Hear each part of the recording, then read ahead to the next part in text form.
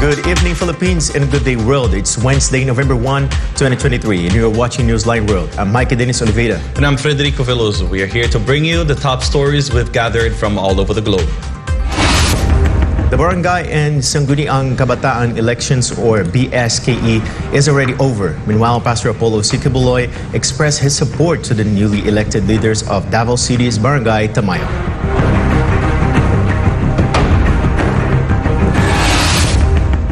The death toll on the conflict brought by the war against Israel and Hamas has surpassed 9,800 as the conflict threatens to spill over. Meanwhile, Israeli forces demolished the home of a senior Hamas leader who rose to prominence for killing and abducting Israelis. And Cambodia is expecting the return of Chinese tourists as ties with China continues to get closer. These and more for tonight's edition of Newsline World.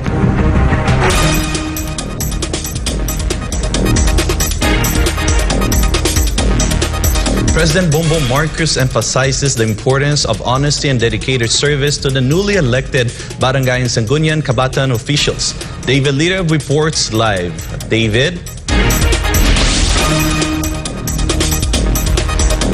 President Ferdinand Marcos Jr. congratulated the newly elected and re-elected officials of the Barangay and Sangguniang Kabataan in the recent election held on Monday.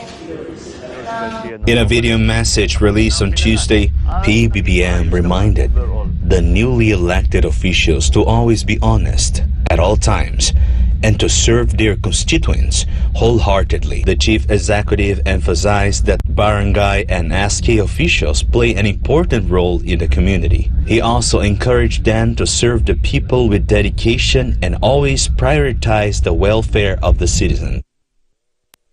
Isang panibagong pagkakataon na naman po ito upang makapagserbisyo sa mga Pilipino at sa ating bayan ng buong puso at higit pa sa abot ng ating makakaya. Maging tapat po tayo sa lahat ng oras. Lagi po nating unahin ang kapakanan ng sambayanan sapagkat sila po ang dahilan kung bakit nais nating magsilbi sa bayan. President Marcos further stated that through unity and collective effort,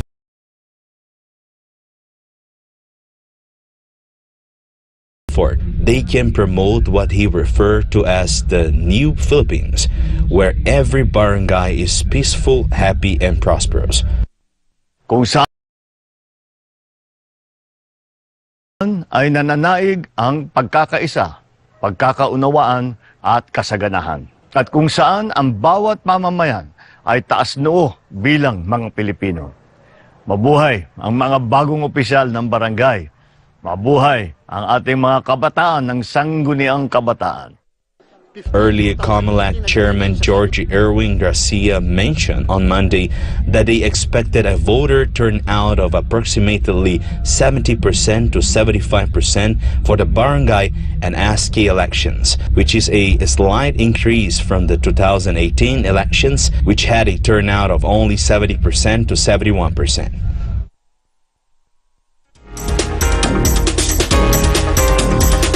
COMELEC Chairman Garcia noted that the BSKE proceeded smoothly and were generally peaceful. Meanwhile, President Marcos expressed his gratitude to the Filipino people and all of those who participated and voted in the recently concluded elections. Back to you, Fred. Thank you. That's David Lira live on SMNI Studios. Meanwhile, thousands are expected to visit cemeteries scattered in various places across the Philippines. And one of them is Manila South Cemetery, which expects over 400,000 individuals to flock to said place on All Saints' Day. Alisa Torres reports. The management of the Manila South Cemetery estimates that up to 400,000 people will enter to light candles for their departed loved ones. They are expecting the surge of visitors due to the long weekend and the absence of COVID-19 restrictions. No adverse weather conditions are foreseen for tomorrow, noting that Filipinos marked last year's All Saints' Day amid a rainy weather. Last year kasi na-utilize lang namin yung main gate. So ngayon nakita ko yung the need na magkaroon ng additional entrance area. So, naipag-coordinate kami sa Makati LGU, naglagay po ng hagdan along Kalayaan Street and Metropolitan Avenue. Pag nakita po namin yung need na gamitin po yun po i-utilize namin para ma-minimize po yung bottleneck po sa main entrance natin.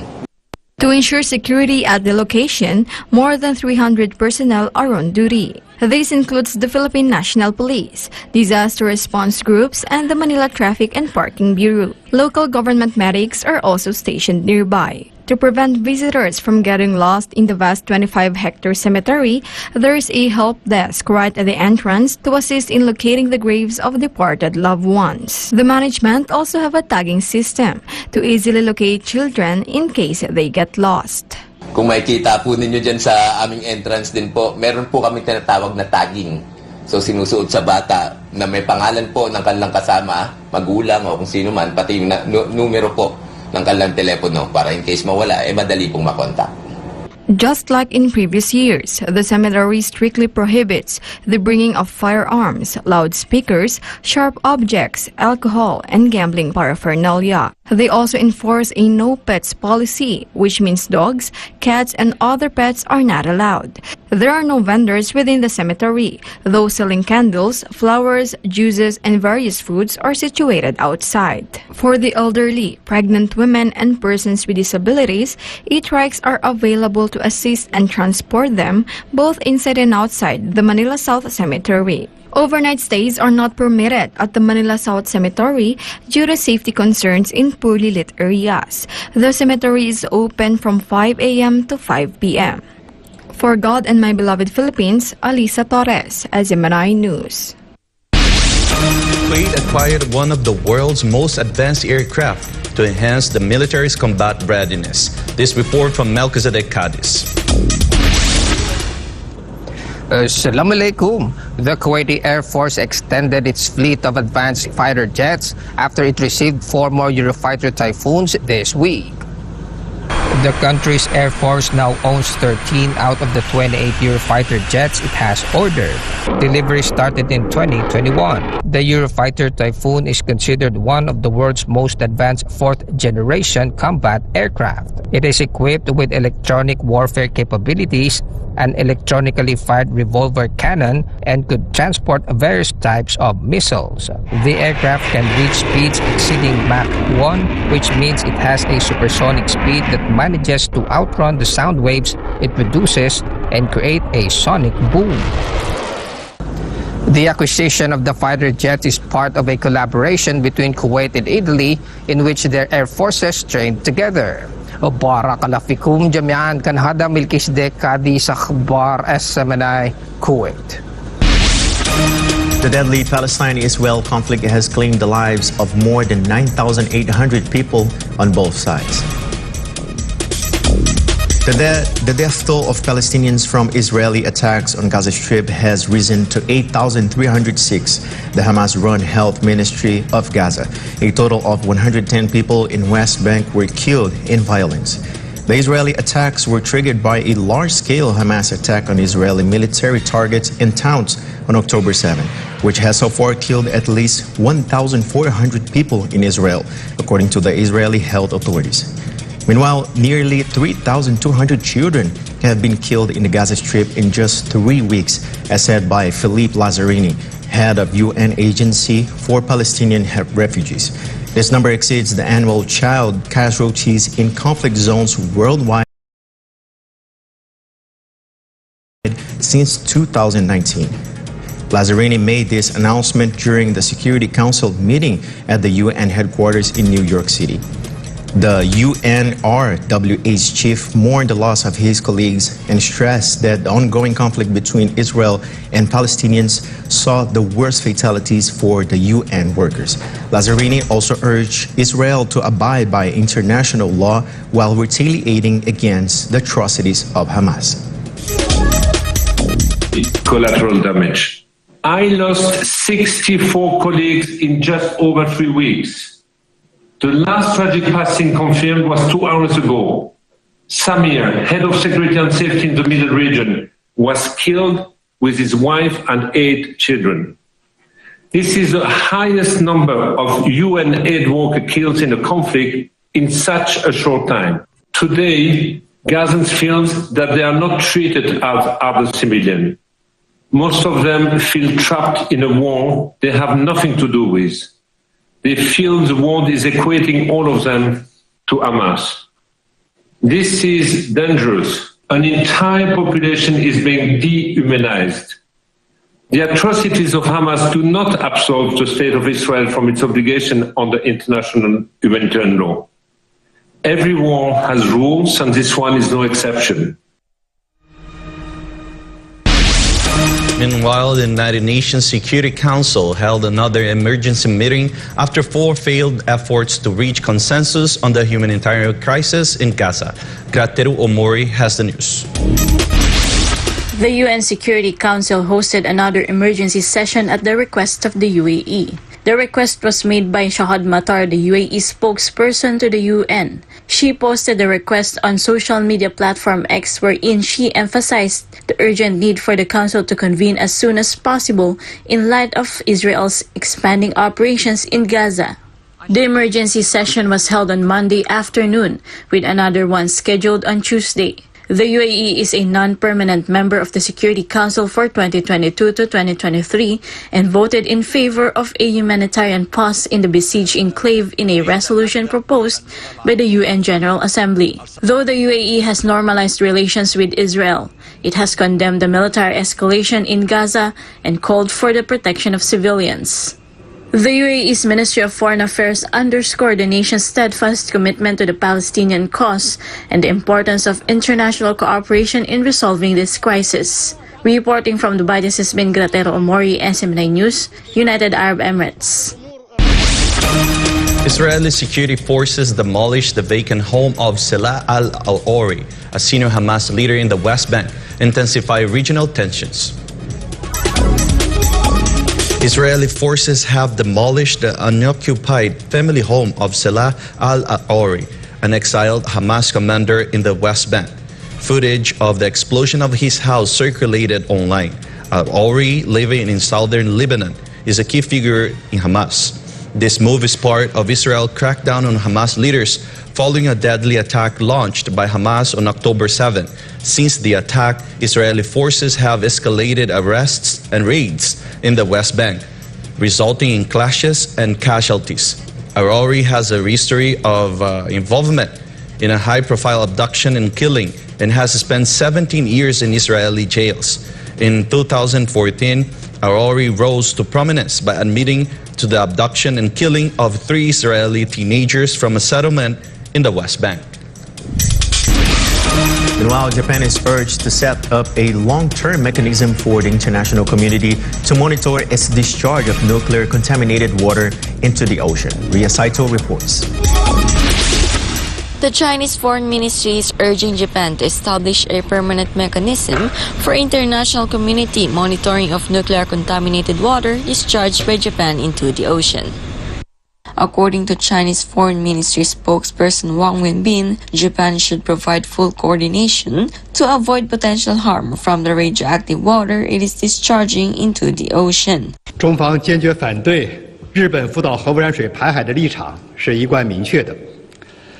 中方已在近期举行的两国外交部司局级对口磋商当中，多次向日方表明严正立场。日本已向太平洋排放了2批核污染水。 国际社会更加强烈地要求建立一个长期有效的国际监测安排，并确保日本周边邻国等利益攸关方的切实参与。我还要强调的是，日方应当为此提供全面的配合，严防核污染水排海造成不可挽回的后果。 He mentioned that China's stance against Japan's release of Fukushima nuclear contaminated water into the ocean has been consistently and firmly expressed. This stance was reiterated numerous times during recent consultations between the foreign ministries of both nations at the department level. Japan has already disposed of 2 batches of nuclear contaminated water from the crippled Fukushima Daiichi nuclear power plant into the Pacific Ocean. The international community is calling for a long-lasting international monitoring system that guarantees the active involvement of Japan's neighboring nations and other stakeholders. Wang also emphasized the importance of Japan working in close coordination to prevent irreversible harm resulting from ocean discharge. These statements from Wang come following the controversial comments by the United States Ambassador to Japan, Rahm Emanuel, regarding Chinese actions to ban the import of Japanese seafood, citing Japan's self-interest. 关于你提到的美国驻日大使的相关言论，我要说的是，外交官的职责是促进国家间友好，而不是抹黑他国、搬弄是非。 In response to the comments made by the U.S. Ambassador to Japan, Wang emphasized that the responsibility of diplomats is to foster friendly relations between countries rather than tarnishing the reputation of other nations and sowing discord. 以上日本からセトリアニュースとお伝えしました。Azim News, Japan. In the meantime, we have a developing story from Japan where a tense hostage situation has just come to an end.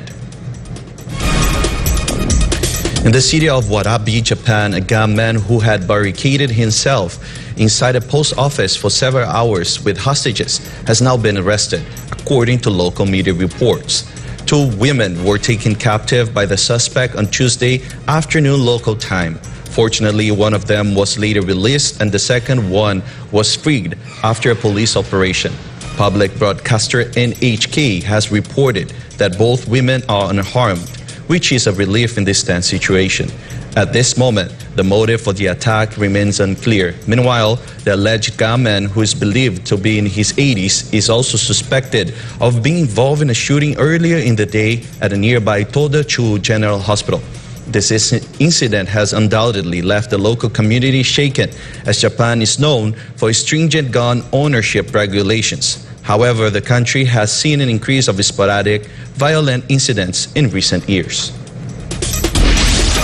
Meanwhile, the world's largest waterfall system located between the borders of Argentina and Brazil is causing a great amount of concern among local authorities after it recorded a 16-fold increase in water flow, which affects dozens of families in Paraguay. Natalia Prado will tell us more details of this story live. Natalia? Yes, Mike, Iguazu Falls recorded an unusual high water flow due to the intense rain in Paraná, Brazil. The rain triggered a flooding in Paraguay and removed at least 60 families from their homes.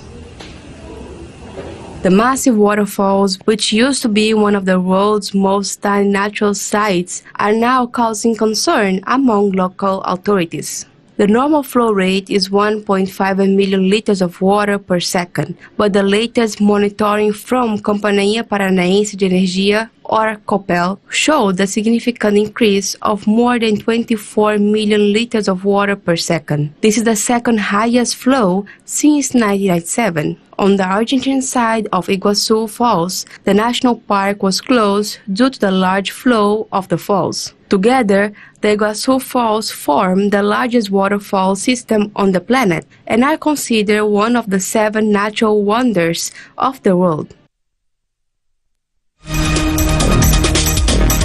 Mayk, operators of Itaipu Dam in Brazilian state of Paraná, warned that around 120 families in Ciudad del Este, Paraguay, located near Brazilian city of Foz do Iguaçu, could be affected by the sudden increase in flow.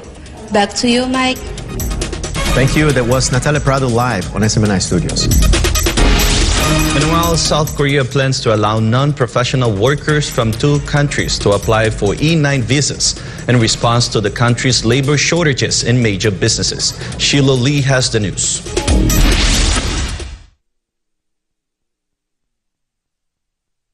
South Korea is considering permitting non-professional workers from India and Lithuania to apply for E9 visas.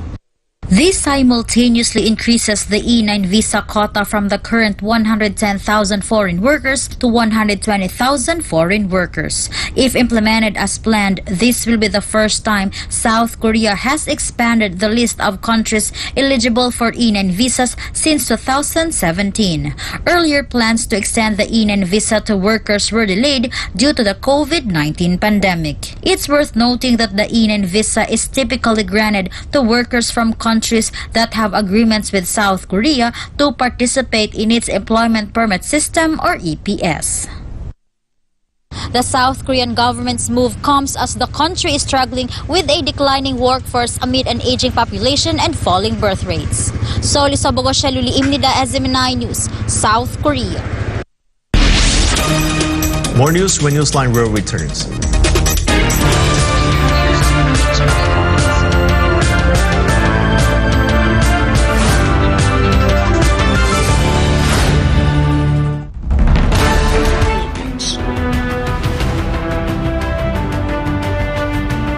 Former Davao City Mayor, well-loved Filipino public servant.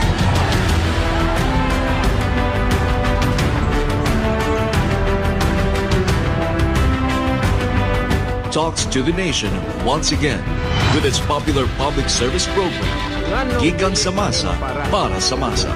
I look forward to the resumption of my original program way back, Gigang sa Masa para sa Masa. Great expectation. Everything that is relevant to the lives of the Filipinos, issues that will affect our everyday, whatever, anything under the sun. Catch it live weekly on SMNI. In the spirit of nation building, only here on SMNI.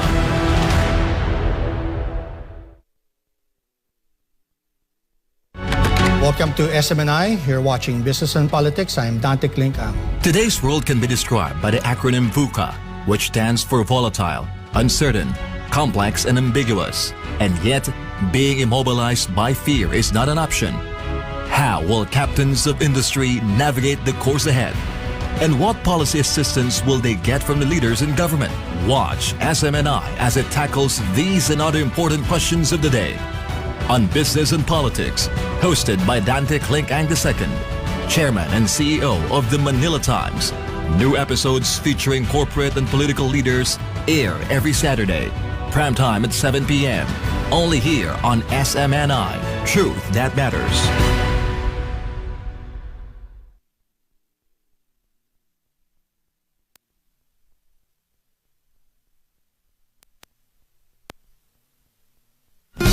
The healthy way to lose weight. Edmark's Power 4 Slimming Program. Step 1. Detoxify with Edmark Shake Off in pandan and lemon flavor. Fast, effective colon cleansing. See result after 6 hours. Step 2. Burn fat and nourish with Edmark's Meal Replacement Therapy. Organic formulation with low calorie, balanced nutrition, aids in losing weight and burns fat. Step 3. Balance and cleanse with Edmark's Splena Liquid Chlorophyll. Purifies the blood and balances pH. Step 4. Rejuvenate with Edmark's Ginseng Coffee. Energy Booster lowers blood pressure and memory enhancer. And Red Yeast Coffee. Cholesterol Buster. Anti-aging and prevents heart disease. Edmark Pasay franchise located at Empire Center, ground floor, EDSA Extension, Pasay City. For inquiries, contact Miss Bing at 0995-480-1026. Stay with Edmark. Feel good now.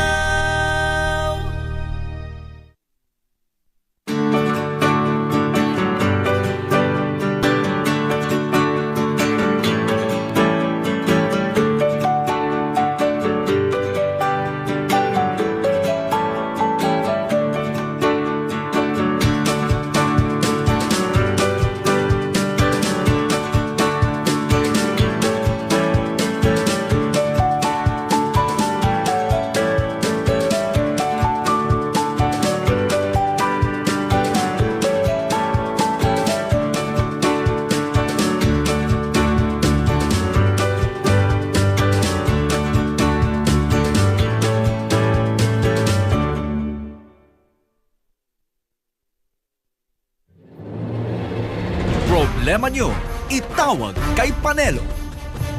Ikaw ba'y may suliranin na may kinalaman sa mga ahensya ng ating pamahalaan? Inihahandog ng SMNI ang programang makakapiling ninyo sa araw-araw na maaring ninyong maging daingan. Tampok ang dating Chief Legal Counsel ng nakaraang Pangulo, ang veteranong abogado na si Attorney Salvador Sal Panelo. Bishops. Tulong at payo tagapamagitan sa ating mga lingkod bayan. Problema nyo, itawag kay Panelo. Lunes hanggang Biyernes, alas 9 hanggang alas 10 ng umaga. Dito lamang sa SMNI. Ang totoong boses ng bayan. Narito na ang programang magtutuwid sa mga baluktot na paniniwala, mga usaping dapat malaman ng taong bayan. Ang tunay na boses ng mamamayan. Walang kinatatakutan, walang pinapanigan, kundi ang katotohanan lamang. Dito sa Laban, kasama ang bayan. Isang paglilingkod bayan na naman ang hatid ng SMNI para sa inyo mga kababayan.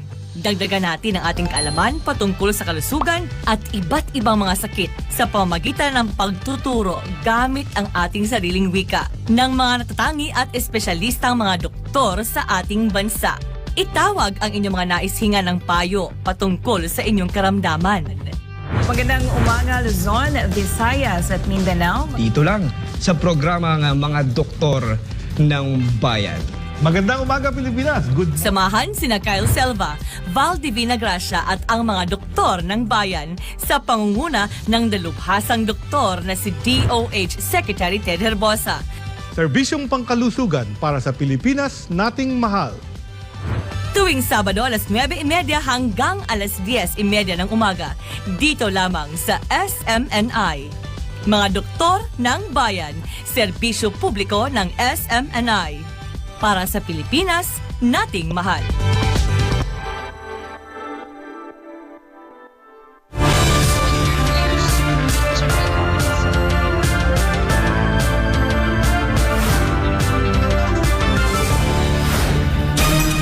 Back in the news, 2 people died and more than 100 others were injured on Tuesday after anti-government protesters calling for the resignation of the country's prime minister turned violent.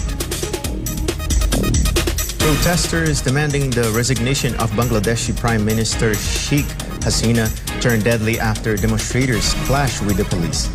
Sheikh Hasina is the daughter of the country's founding leader and has been in power for 15 years. On Monday, at least 10,000 garment workers left their shifts and staged protests in Gazipur, the country's largest industrial city, and they complained of low wages. Another 7,000 people protested in the central towns of Ashulia and Himayatpur on the same day. Hundreds of activists were also arrested this past weekend as angry protesters set fire and damaged dozens of factories.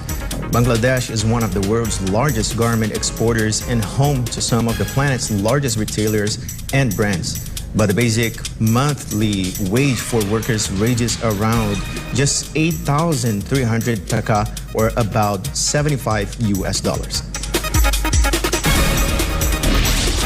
Meanwhile, who would have thought that planting just one durian tree every day could have a significant impact on one's livelihood? This is the secret of a former public official who shifted his focus to farming. MJ Mondejo reports from Maguindanao.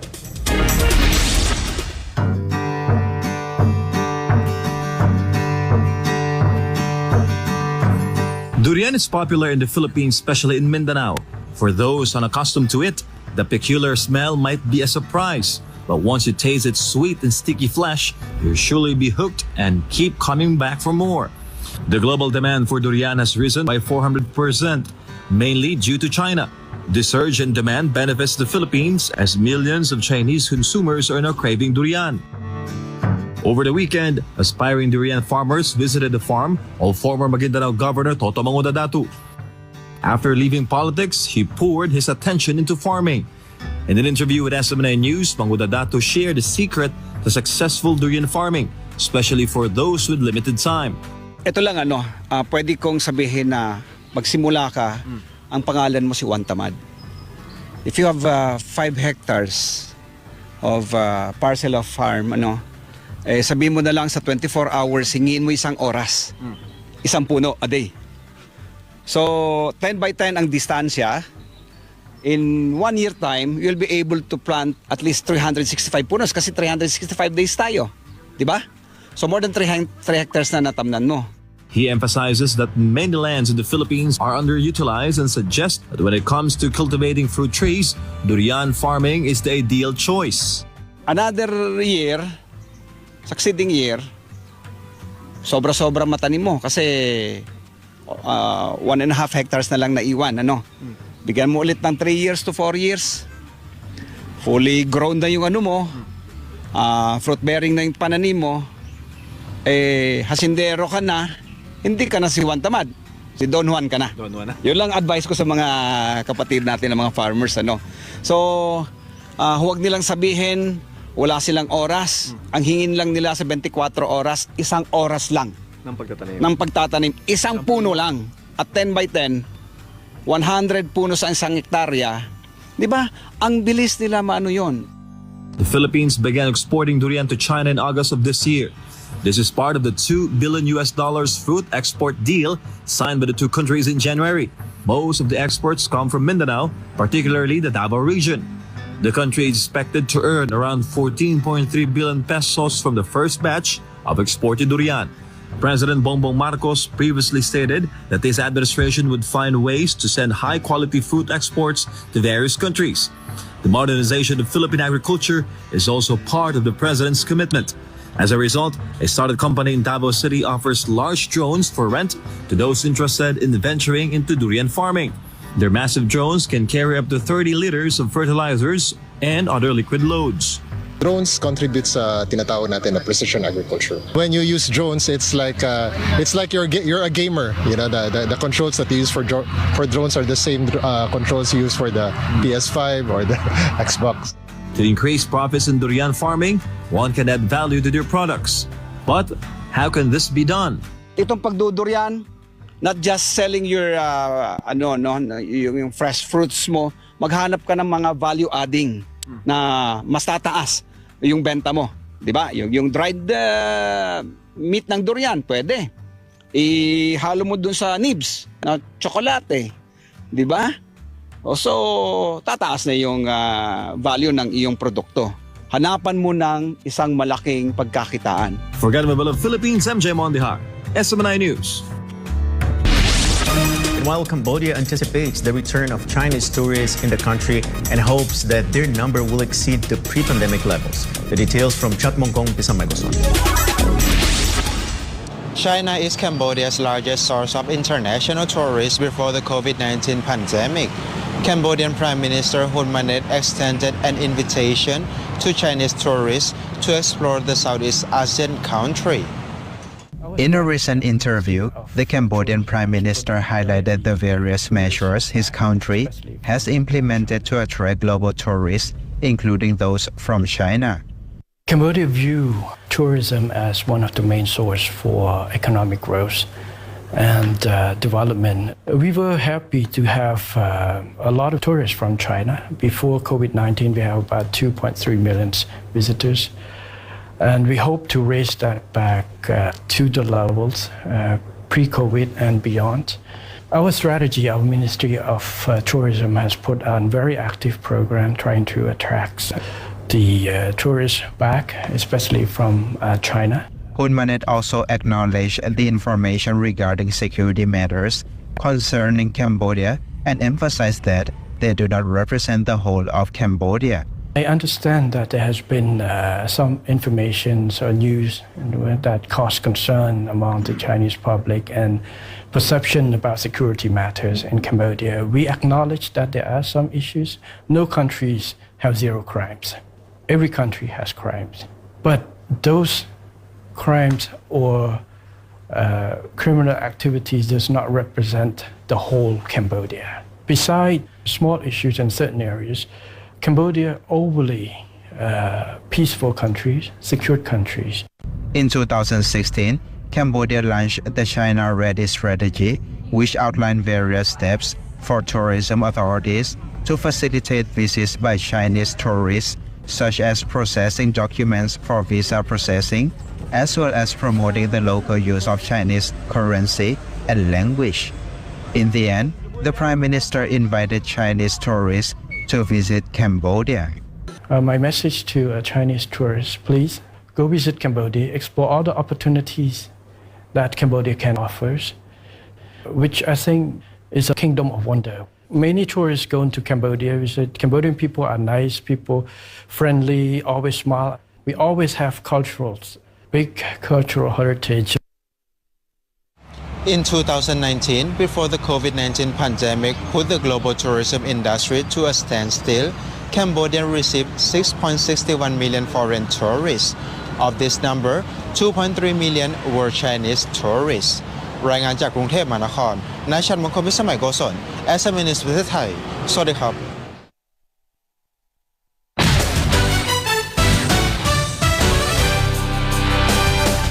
The Filipino community in Australia showed a united front as they gathered in massive support for the Philippine women's football team during Sunday's match with Australia's national team Matildas.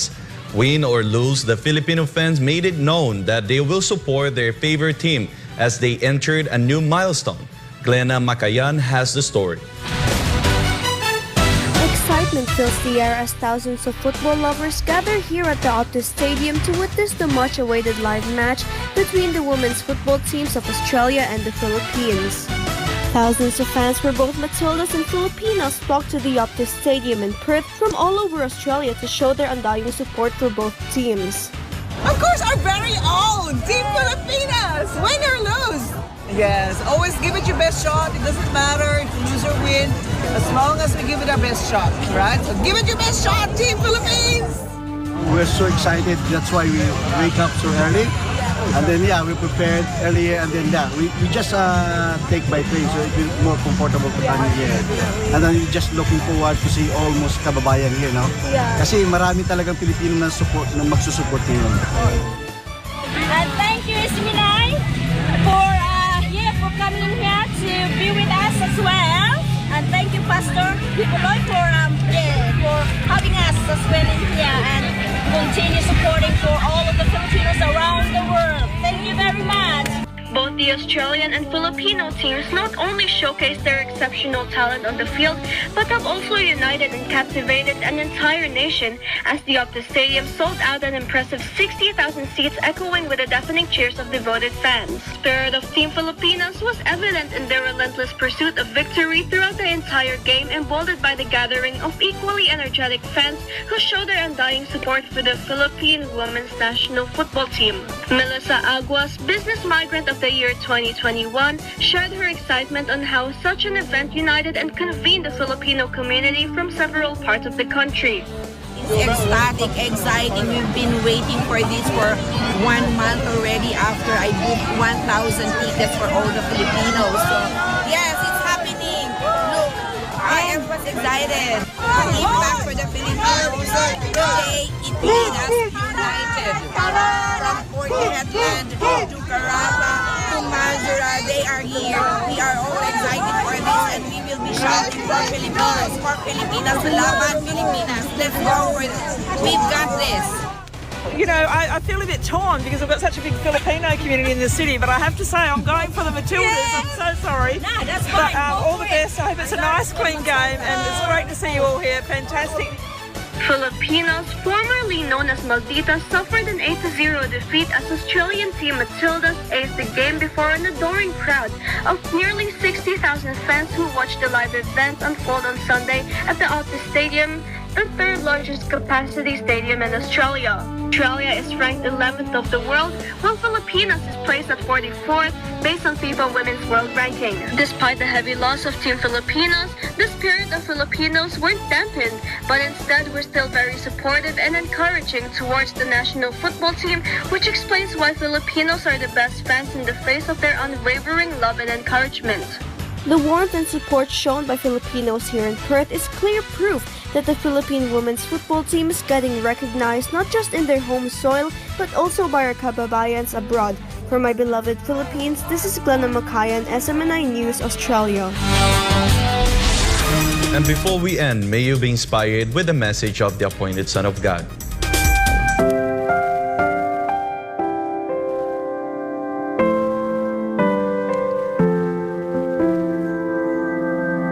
I am not afraid to face life's challenges, for I know that the Father is with me.